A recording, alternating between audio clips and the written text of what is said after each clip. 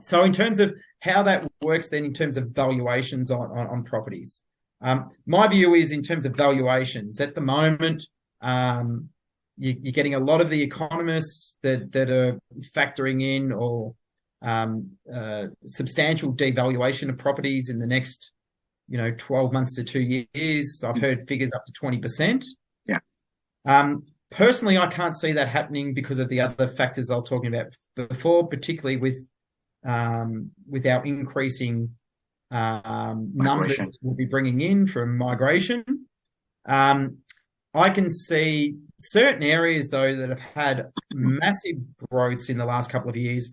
I can definitely see those markets cooling off a lot and being significantly devalued. Say, for example, a lot of these with COVID, there was a big exodus in terms of people looking to go into coastal and regional areas. I've got a holiday home down at Venus Bay that over COVID went up nearly 70 to 80%. Now, that's not sustainable. And also, it's an art for me, it was an artificial growth and an artificial valuation that was always going to come off.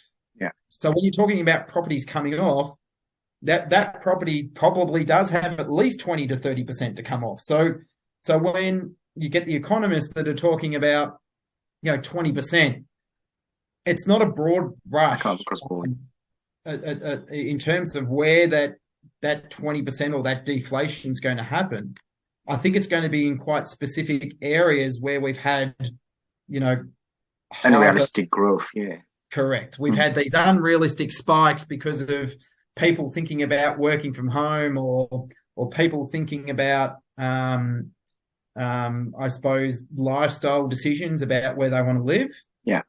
But I think the swings and roundabouts will come back around again. That once that all this stuff dies down with COVID, and once I suppose the fascination and the fantasy of living in some of these areas kind of wears off, I think we'll see quite significant deflation in those specific areas. But say, for example, a lot of the inner suburbs of Melbourne, if you look at over the last 5 years, they haven't had significant growth. But they've had some positive growth, they've had some negative growth, they had some positive growth pre-COVID, and they've come off maybe 5 to 10%. But I think we'll see quite a dampening effect in that market. I can't see that coming off much more. It might come off a little bit, but I think it'll plateau. Yeah. But once that migration starts to kick in, I think it'll be those markets that will see potentially will actually see growth. At the same time, those other regional and coastal markets will be getting substantial deflationary pressures on the pricing. Okay. Wow, quite interesting.